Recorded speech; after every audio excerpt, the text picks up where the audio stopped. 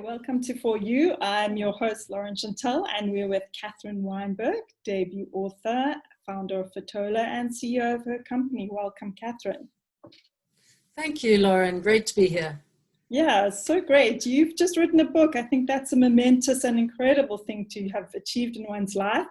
Tell us the what of this book. What is it about? So this book is really just there to inspire people. So I work with a lot of entrepreneurs around the country. And over the years, I've developed this weekly greeting that I send out something positive, inspirational, maybe food for thought on a Monday. And so this book is a compilation of the 100 of the best of those over the last 3 years. And I see it as a book that can sit beautifully next to your computer or next to your bed. And it can be inspiration at any time of the day. So yeah, that's really its purpose. Wonderful. My next question is the why. You've called it Sheep Will Never Rule the World. Why did you choose that title?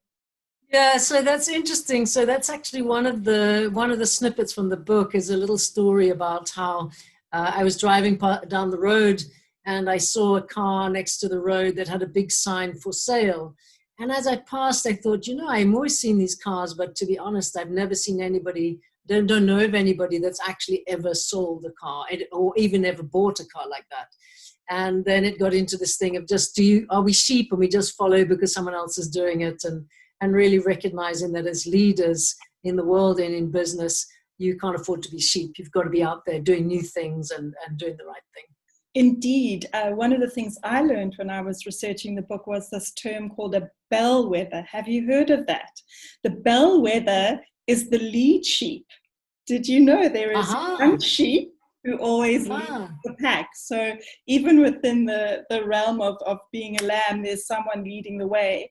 Tell us how, if you are a leader in your business, how you can improve, because leadership is not about telling people what to do. It's actually about how you can almost become a better person. Let us know your thoughts. Yeah, for sure. I mean, Lauren, you can't lead other people if you can't lead yourself. So definitely leadership is all about self-mastery. And I think maybe life is all about self-mastery, about learning about each other, learning about ourselves, and kind of packaging all of those things into a kind of personal growth on a daily basis. So for me in business is I love to grow. I have to grow if I'm going to create space underneath me for people to grow behind me. And I don't know if that answers your question, but yes. Certainly for me, leadership is all about leadership of the self, number one. Yes. Yes, the hardest one to master, of course. My last question is the when. Your book was launched on the 13th of August, so congratulations, it's new on shelves. And from what I'm understanding is that there are very good indications around the sale.